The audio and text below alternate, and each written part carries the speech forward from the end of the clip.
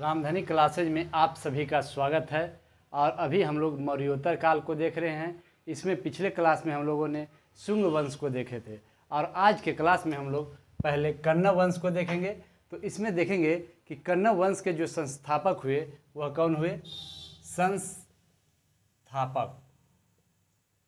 कण्व वंश के जो संस्थापक हुए वह हुए वासुदेव कण्व। वासुदेव कण्व ब्राह्मण धर्म का उत्थान किए। ब्राह्मण धर्म का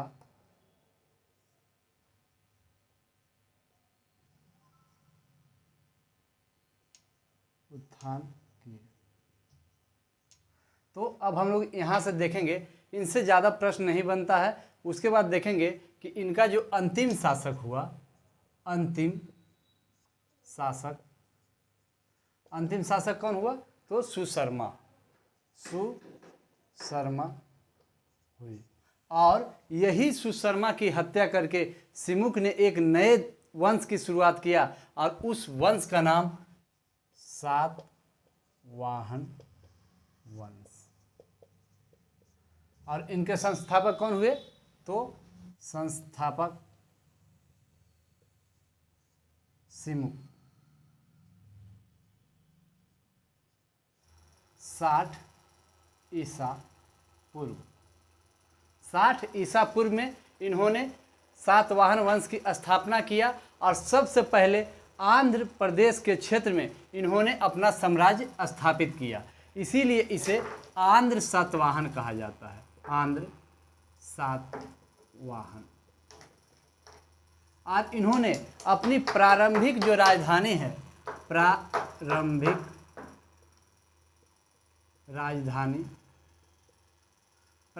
राजधानी कहाँ बनाई? तो अमरावती। यह आंध्र प्रदेश में पड़ता है। कहाँ पड़ता है? आंध्र प्रदेश। और उसके बाद हम लोग देखेंगे इनका जो मुख्य राजधानी हुआ, मुख्य राजधानी वह कहाँ बनाई? तो मुख्य राजधानी जो है वह प्रतिष्ठान महाराष्ट्र में। कहाँ? महाराष्ट्र। और यह महाराष्ट्र में गोदावरी नदी के तट पे बनाए। गोदावरी नदी के तट पे बनाए। तो अब यहाँ से हम लोग इम्पोर्टेंट पॉइंट की ओर चलते हैं। तो यहाँ से देखेंगे, अब हम लोग यहाँ से ध्यान देंगे कि इस सातवाहन वंश के सबसे प्रतापी जो शासक हुआ वह सतकर्णी प्रथम हुआ। सातकर्णी प्रथम। और उसके बाद देखेंगे कि सतकर्णी प्रथम ने चेंदी के राजा खारवेल के साथ संघर्ष किए। किनके साथ संघर्ष किए? तो चेंदी के राजा, उस समय मौर्योत्तर काल में हम लोग चेंदी भी पढ़ेंगे आगे में। तो उनके राजा एक खारवेल है और खारवेल के साथ इन्होंने संघर्ष किए। उसके बाद हम लोग देखेंगे कि इन्होंने दो बार अश्वमेध यज्ञ करवाए। कितने बार? 2 बार अश्वमेध यज्ञ करवाए। और उसके बाद देखेंगे कि एक बार राजसूय यज्ञ करवाए। उसके बाद हम लोग देखेंगे इन्होंने चांदी के सिक्के पर, कौन सा? चांदी के सिक्का पर अश्व की आकृति बनवाई।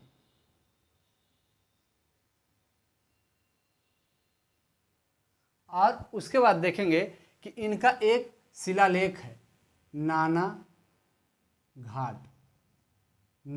एकदम याद होगा। नाना घाट शिलालेख। और नाना घाट शिलालेख में सतकर्णी के उपलब्धियों का वर्णन किया गया है। और उसके बाद देखेंगे कि सतकर्णी प्रथम को दक्षिणापथ का स्वामी भी कहा गया। दक्षिणापथ का स्वामी, इन्हें क्या कहा गया? दक्षिणापथ का स्वामी भी कहा गया। तो अब हम लोग यहाँ से हम लोग देखें कि कण्व वंश के जो संस्थापक हुए वह वासुदेव कण्व हुए, और यह भी ब्राह्मण धर्म का उत्थान बहुत तेजी से किए। उसके बाद हम लोग देखेंगे कि कण्व वंश का जो अंतिम शासक हुए वह कौन हुआ? सुशर्मा। उसके बाद देखेंगे कि यही सुशर्मा की हत्या करके सिमुक ने एक नए वंश की शुरुआत किया और उस वंश का नाम सातवाहन वंश हुआ।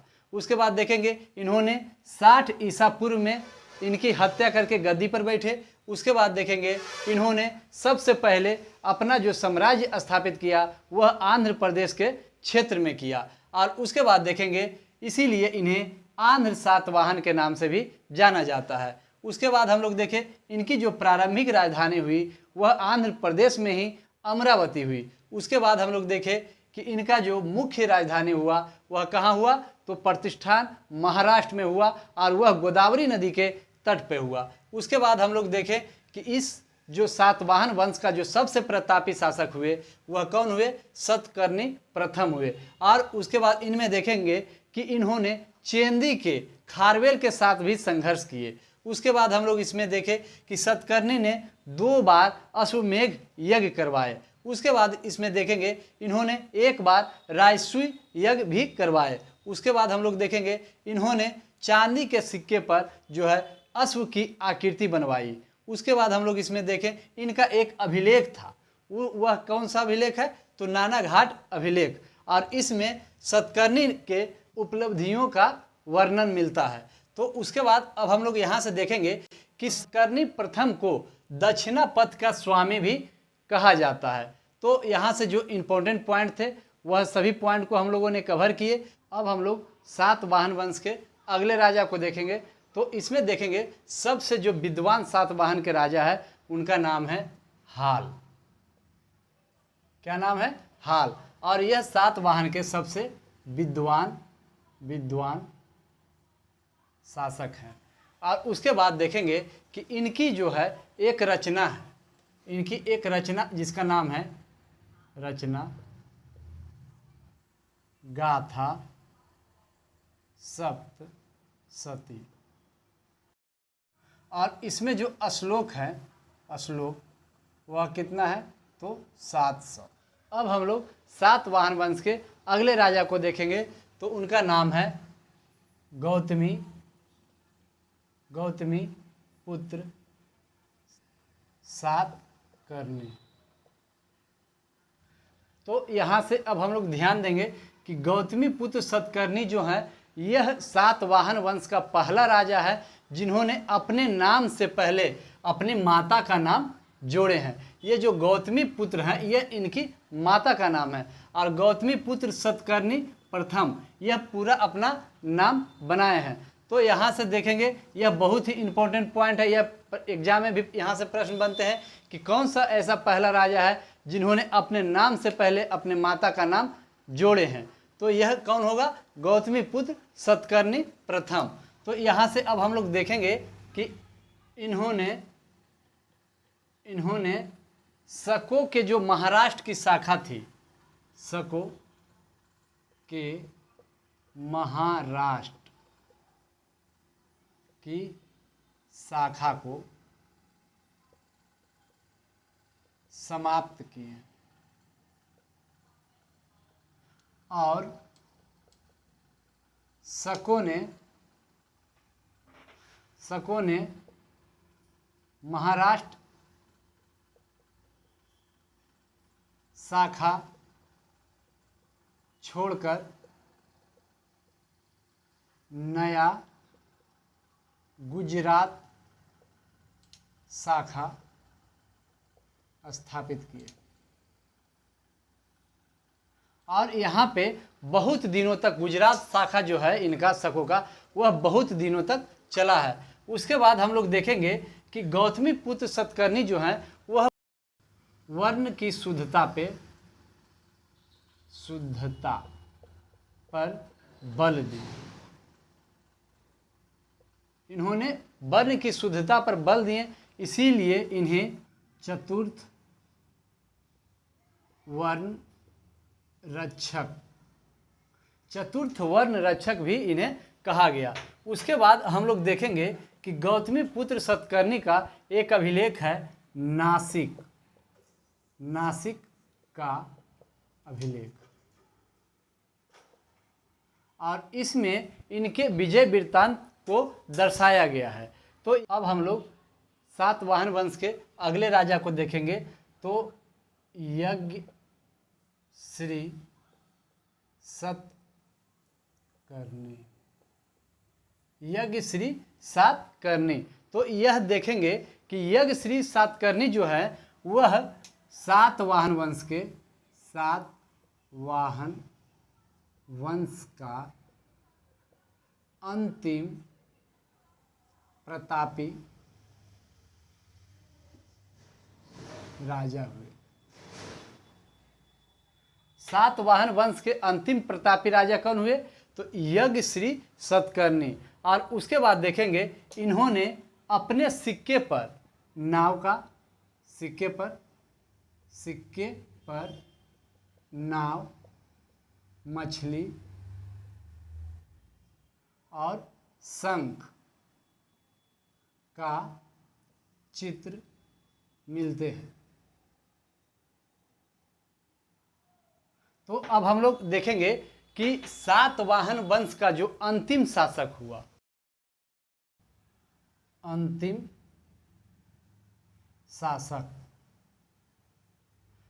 शासक कौन हो जाएंगे? तो पुलवामी चतुर्थ। तो यहाँ से जो इम्पोर्टेंट पॉइंट थे वह सभी पॉइंट को हम लोगों ने कवर किए। तो यहाँ से देखें कि सातवाहन वंश का सबसे एक जो विद्वान शासक हुआ वह कौन हुआ? हाल हुआ।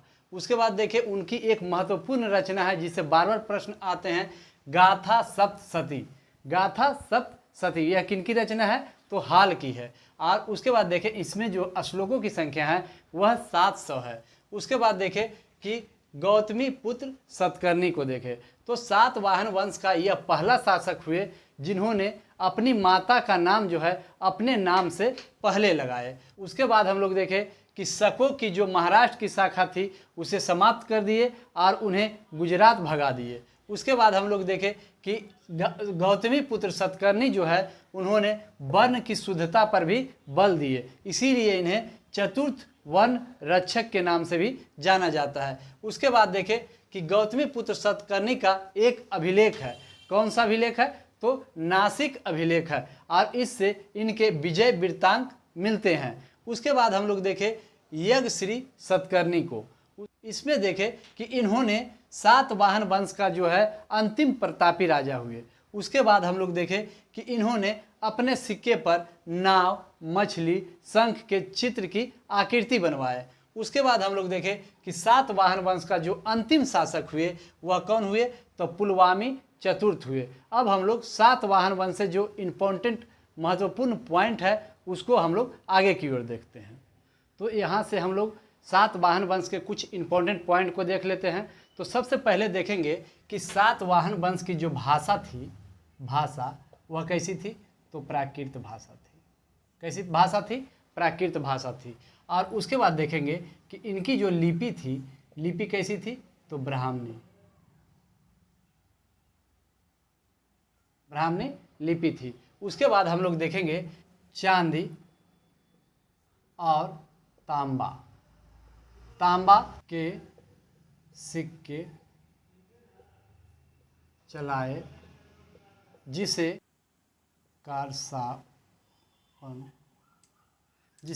कारसापन कहे जाते हैं। उसके बाद हम लोग देखेंगे इन्होंने सातवाहन जो है पहली बार लेन देन के लिए शीशे के सिक्के चलाए। उसके बाद हम लोग देखेंगे कि सातवाहन वंश ने ही पहली बार ब्राह्मण को भूमि अनुदान देने की प्रथा शुरू किया। ब्राह्मण को भूमि या जागीर देने की प्रथा शुरू किया। उसके बाद हम लोग देखेंगे कि समाज, इनकी जो समाज थी मातृसत्तात्मक। कैसी इनकी समाज थी? तो मातृसत्तात्मक। और उसके बाद हम लोग देखेंगे कार्ले का चैत्य कहाँ है? तो भोरघाट पूना। कहाँ है? भोरघाट पूना में। और उसके बाद हम लोग देखेंगे एलोरा, एलोरा और अजंता की गुफाओं का निर्माण। तो यहाँ से जो जो इम्पोर्टेंट पॉइंट थे वह सभी पॉइंट को हम लोगों ने कवर किए।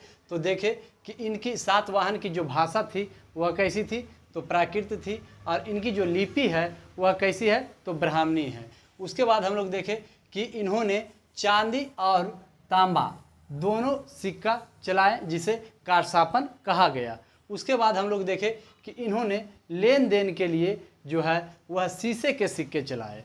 उसके बाद हम लोग देखे कि इन्होंने पहली बार सातवाहन वंश जो है वह पहली बार ब्राह्मणों को भूमि अनुदान देने की प्रथा की शुरुआत की। उसके बाद देखें कि सातवाहन वंश की जो समाज थी वह कैसी थी? तो मातृसत्तात्मक थी, क्योंकि जो भी राजा बन रहे थे उनके नाम जो होता था उनके माता के नाम उनके नाम से आगे होता था। उसके बाद हम लोग देखेंगे कि इन्हीं के सातवाहन में जो है कार्ले का चैतन्य, जो कि भोरघाट पूना में पड़ता है, उसका निर्माण हुआ। उसके बाद एलोरा तथा अजंता जैसी गुफाओं का निर्माण इसी सातवाहन के द्वारा किया गया। तो आज के लिए इतना ही। अगर वीडियो अच्छा लगता है तो लाइक कीजिए, सब्सक्राइब कीजिए और अपने दोस्तों के पास शेयर जरूर कीजिए।